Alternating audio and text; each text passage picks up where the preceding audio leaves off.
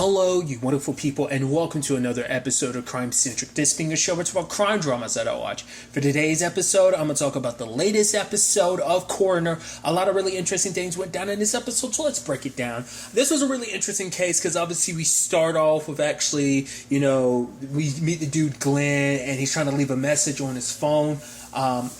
They never actually talk about that in the episode, so I guess it's just like it was so indecipherable they couldn't really make heads or tail of it, because all he said was like, if you see this, it's too late. And you're like, what's that all about? So it's interesting, but it's like it doesn't seem like he's just some regular dude. It wasn't just a regular death, because it's like, wait, something's going on here. Jenny's having her moment between Liam because they're meeting up, and it's like, I think this is their first time really seeing each other since Thanksgiving, which things are awkward, and it's kind of like he's like, maybe I should kind of apologize for things going that way, and then we pretend like, oh, why am I apologizing in the first place? But then work comes into play, because it's like, okay, River and Alan Dr. Allen are examining the body, and it's like, yeah, something's weird. It's getting warmer.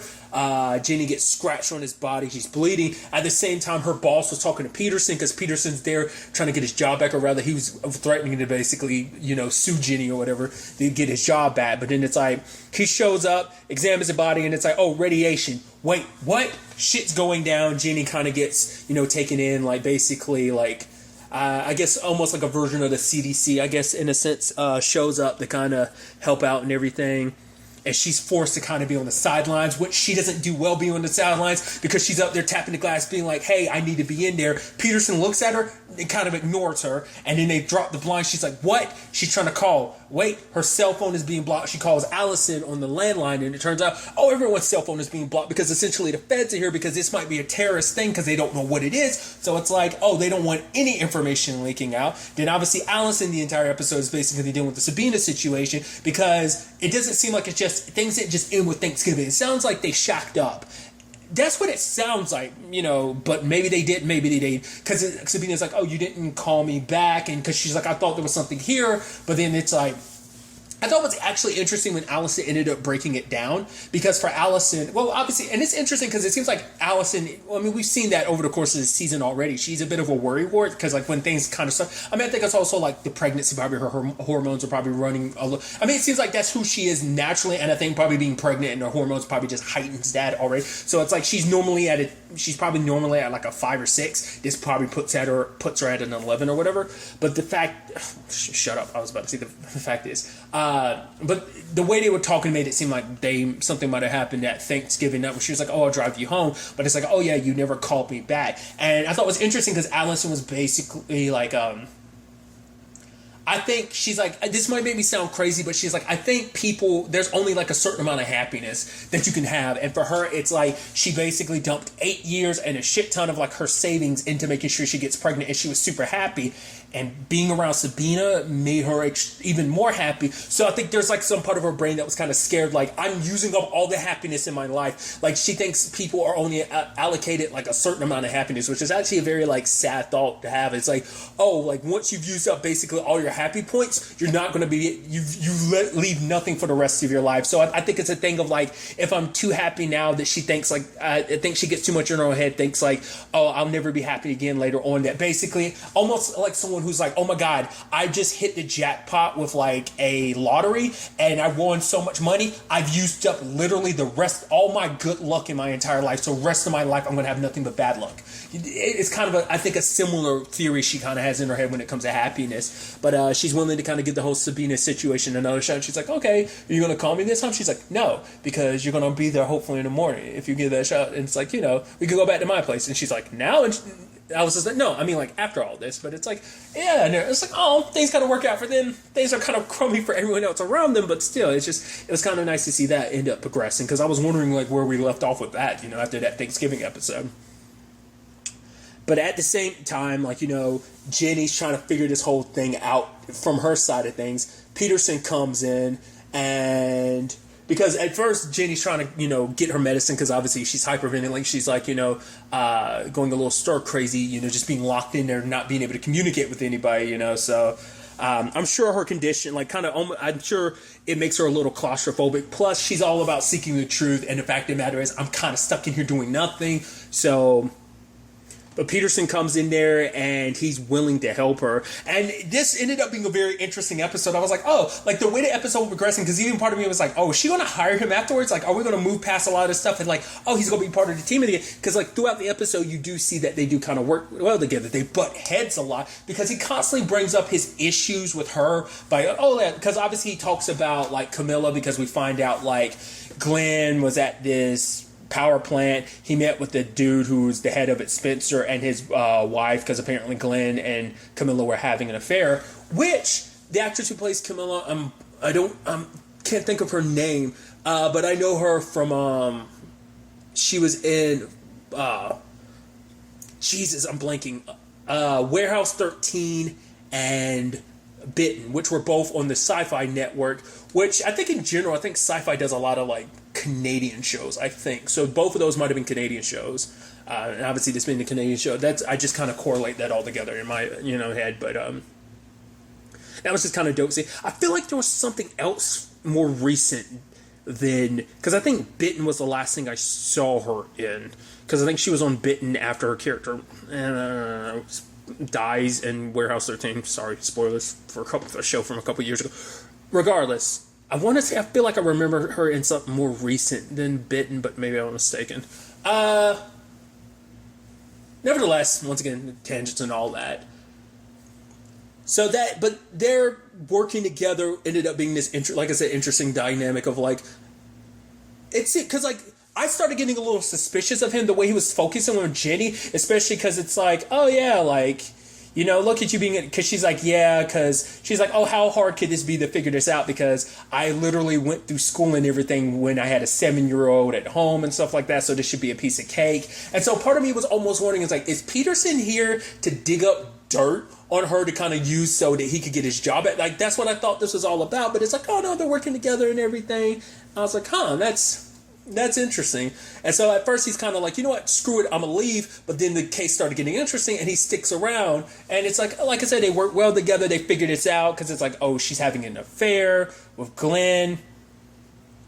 And so now they start thinking like, oh, like Spence, because obviously apparently there was like a valve issue or whatever and he got exposed. But then they start thinking, what if Spencer knew about the affair with Camilla, that this was his way to murder Glenn, or at the very least, it became a convenient situation that allowed him to kind of inadvertently murder Glenn. So now but then, when they break it down, it's like, well, that doesn't, because at first, it's like, it doesn't make any sense, because obviously what's going on in his organs, what was it, his lungs and his intestines, that makes sense, because basically what he was going through, because obviously you see at the camera at one point, during some of his videos, parts of his hair are coming out, but it's like, that looks like, it kind of looks like leukemia and stuff like that, but it's like, but then wouldn't he have burns on the rest of his body if he was exposed to radiation, from like a valve malfunction and stuff like that? But it's like, all right, they checked his teeth and his molars are, decaying or whatever. And it's like, okay, so he ingested what it is. So it's like, did he eat something and going through everything? But then Camilla brings up the nicotine and it's like, oh, the nicotine gum. And it's like, that's how it is. And the moment that happened, I was like, wait, so does that mean it wasn't Spencer, that it was actually Camilla because she knew about the nicotine gum? But I guess it's like Spencer could have used that. But it's like Spencer didn't seem like a killer. He just seemed like a goofball dude, just kind of like those cheap commercials where it's just kind of like the like super like local commercials. He looked like he was just one of those people like, I have no experience being on camera. Yeah, like I think that's kind of what they were going for with his character. So he just didn't seem like a killer, so I was confused about that. But then, like, obviously Jenny brings this up to the head honcho of all this, the ones who are in hazmat suits and everything. But they eventually do find this gum, but it turns out he wasn't murdered. And I was like, okay, that's interesting. I mean, it's kind of like the Thanksgiving episode. If that turned out not to be murder, that ended up being suicide. This, I was actually surprised, because I was like, wait, I was like, no. It can't just be like, oh, there was a valve malfunction, his gum got radiated because he dropped it, but then he's been eating it the entire time. Because let's not forget, he had, of course he'd constantly chew on it because he didn't realize that was making him sick. He didn't know it was radiated. But obviously he'd keep chewing on it because he had a smoking addiction. He was trying to fight, it was nicotine guns, so obviously he was trying to, fight his addiction with that, so, and the more and more of it he ate, the sicker and sicker he got. So, because he started thinking it was like a conspiracy or something, that this was something greater going on here. But it's like, it's actually sad to even think, like, it's even more messed up, morbid, and sad that it's like, it wasn't even murder, it was an accident. So, because it turns out Spencer didn't even know his wife was having an affair. So that's why I was almost like, no, there's got to be more to this, right? It's like, no, just, not everything's murder. It's just, sometimes it's just a sad, shitty situation. But it's like, hey. But it's, and Jenny's like, well, that's all solved. Am I good? And it's like, oh no, we told Allison you were good. And then she looks at Peterson, because Peterson was on the phone with Allison earlier, but didn't say anything. So it turns out Peterson did have his ulterior motives. He was working so closely with Jenny because he's like, look at how good we work together. Because in his mind, he was thinking, like, if we work this, like, if I'm able to kind of work this good with you, then given enough time, then maybe you'll rethink my job position, or, because giving me a recommendation. Because she was actually considering giving him one, because obviously he talked about it earlier, like, obviously his wife, like, they got divorced, and it's like one of his kids was off to college or whatever. So for him, it's like, because Jenny ends up bringing it up later on, she's like, I would give you your job back, I give you a recommendation if you tell me what changed. She's like, nothing changed. She's like, no, you were an all-star at being a pathologist and everything, but then all of a sudden, like 10 years ago, you didn't start looking deeper into a lot of stuff. Like, his workflow changed. Like, it's just, he wasn't giving it his all, and he gets a little defensive about it immediately. Because I thought this earlier in the episode when he was like, oh yeah, like, she's going, divorce. The moment he said that, I was like, she died, didn't she? Because he got a little cagey at first, and then he said, like, almost like it was divorce. It's like, no, she died, didn't she? And maybe that leads to a situation where he doesn't have a good relationship with his child. I think that's what changed 10 years ago. I think Jenny will probably look into it and find out his wife died. They didn't get divorced, she died. Might have got divorced, and then she, whatever the case may be, I think she's no longer alive, and that's what caused issues between them. But nevertheless, like, I think that was just kind of the route that was going. Like, because obviously, but once again, present day, he's trying to be all like, no, the ends justify to me. No matter if I kind of tricked you into it, the fact of the matter is we did good work together. Who cares how we got there? Which for her is kind of like, bump you. You're an asshole for doing that. But for him, it's like, you want to dig up all my secrets. What about you? What are you running from? Because you got yourself in this situation. Why? Because you're so adamant about getting to the truth that you don't care what happens to you. You're so invested in getting everyone else's truth. And what are you running from? And obviously, Jenny's running from her own personal situations, everything with David, all this stuff that's kind of come up about, oh yeah, this dog, about your sister, like all of it, like, so much she doesn't really know, that I think all that's kind of spiraling together, and that's what she's kind of trying to run from her own life and everything she's dealing with. I mean, don't forget Ross was living with his grandma for a while, so just a lot of that just kind of weighing on her shoulders. So there's that side of things. Then there's the whole situation with, Liam meeting up with Gordon, Jenny's dad. He tried to break in because he's like, oh, I don't, he's like, actually, I should have broke this window. And, him and Liam are talking, and Ross shows up, and it's like, hey. But obviously Gordon starts getting confused again, and Liam is able to kind of bring him back to reality. But it's like, oh, maybe we should take him back to home. But obviously for Ross, it's like, we can't do that. The fact of the matter is, if we do that, then, they might send him off to somewhere else. And he's like, that's not a place where you go to get better. They're just going to send him off there, and he's just going to get worse and worse until, he's not the same person anymore.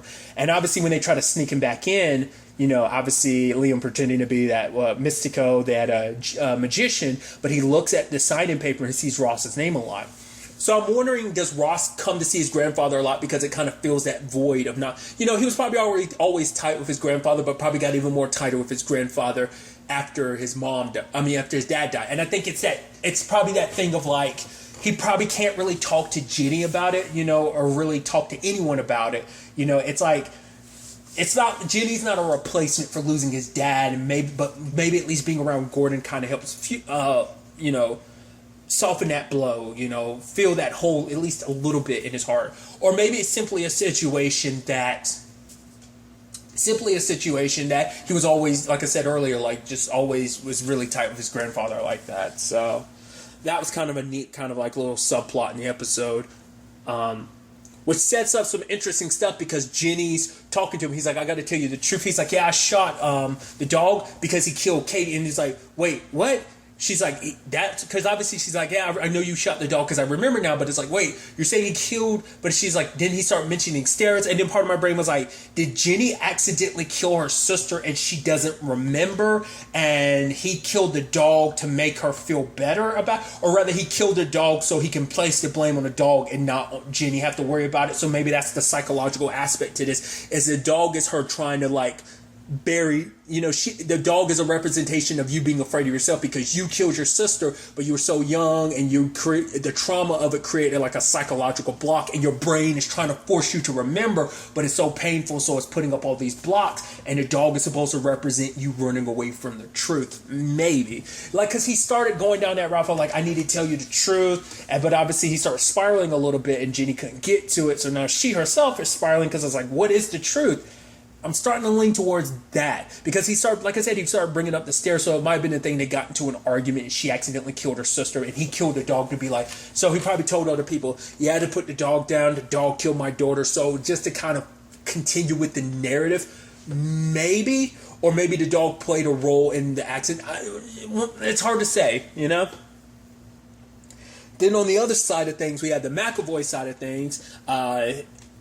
They're all looking into Gerald because it's like, all right, so we're following back up with this storyline, and he's going to an open house, and lo and behold, who shows up? Greer. She's trying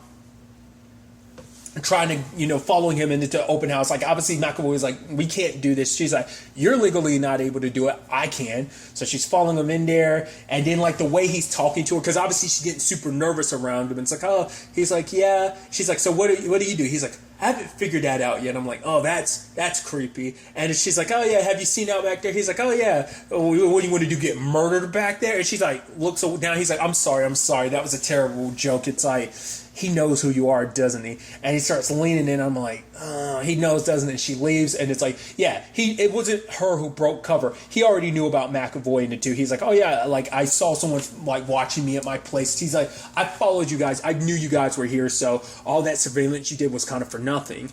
But Greer's tracking him at the same time, and we learn why this is so important to her, because her dad was one of the people that was murdered by him. And the reason why this is so, because obviously for her, she's like, I didn't even know my dad was homeless, like until he, because he didn't get, obviously he was murdered. It wasn't until months later when they identified him, because they notified her. So for her, it's like, if he had never been murdered, I would have never known what happened to my dad. I would have never even known my dad was on the street. So it's like, that's a sad situation. And for her, it's like, she's doing this both for him and for herself, They tracked down Gerald, but it turns out, he gave his jacket away because he knew he was being tracked. So that sucked. So they've lost track of him. But then obviously it's like the moment Jenny gets the call at the end, my immediate thought was, don't tell me Peterson like killed himself or something. But then we see the open house, and I was like, wait, what? What's going on here? And it turns out he's dead on the table. And, obviously Jenny's got to like deal with that, because it's like they didn't end on the best terms. So for him to end up like that, I'm assuming he's not in the best position. He came to that open house because, well, either he was homeless at the time, because obviously, remember, he said like he lost a job, his reputation, so he probably wasn't in a good, stable position. It might also be like the fact is he was living place to place at the time, because maybe after his wife died, he just got, it might be a situation where both his child and his wife died, or whatever the case may be. Like, it just seemed like, much like Jenny, he was kind of broken in his own right. He wasn't really facing his situation, didn't really want to talk about it, because I'm sure Jenny would have been a lot more sympathetic. But I think for him, he's like, I don't want other people's pity. I'm good at my job. Just let me do my job. And I think without it, he was a little lost. I think Jenny would kind of be in the same boat and position, because there's a lot of commonality between them. And I think maybe in the next episode we'll kind of see that. But he's got all those stab wounds, so it's like Gerald probably found him, and it's like maybe Gerald didn't really know who he was, or maybe Gerald did know, and it's like that's why he killed him, because it's like, oh, you're kind of a trophy in a sense, like. But it might just be like that's why he was there, because he was doing the open house, because he was looking for a place to move into, because he got kicked out of his old place because he didn't have his job, so he couldn't afford it anymore. Or maybe he's just always kind of been drifting from place to place, this entire time, like living in motels or something. Like, I don't know what to make of that, but I'm sitting here thinking about it. It's like, that was Peterson on the table, right? That definitely was him. That wasn't like not it's just like, I guess from the angle, it just messes with me. And I'm like, I don't think that definitely was him, right? Now I'm feeling stupid about it. I'm fairly certain that was him. But if not, I just look extremely crazy and stupid, which I think is fun. So if I'm wrong, I'm definitely leaving this in. Even if I want to cut this out later on to make myself feel better, we're keeping it in. Regardless, I'm interested to see where all this goes, because now this is tying all the stories together. Because ultimately, Ginny might blame herself for this, because it's like Gerald's out now because you opened up all of Peterson's cases, and now you might feel a little sympathetic because, you know, Peterson, you probably end up finding out more about his situation. So her whole spiraling situation's probably about to get a lot worse because of this, you know, so that's going to be interesting to see how this all ends up playing out. It didn't say it, but next week's episode is the season finale. There's only 8 episodes per season, so I'm curious to see how they end up wrapping up the season. I do think it's kind of interesting that they did another to be continued episode, because obviously they had one prior to this, and now we have like another 2-parter. So I think that's kind of neat. I mean, it makes sense, you know. But I am curious to see where all this ends up taking us in the season finale, what she ends up discovering, how this whole Gerald situation gets resolved. Hopefully it gets resolved without like Greer ended up being, because I was super certain, I'm slurring my words, I'm sorry, I was super certain she was going to be like the next victim, but luckily doesn't mean it's not too late for that to end up happening next episode. Like I said, we'll also see how this all ends up playing out in the season finale. But really, that's all I want to talk about. Till the next time we meet, be happy, be safe, live life to the fullest, and enjoy it. Good day, and goodbye.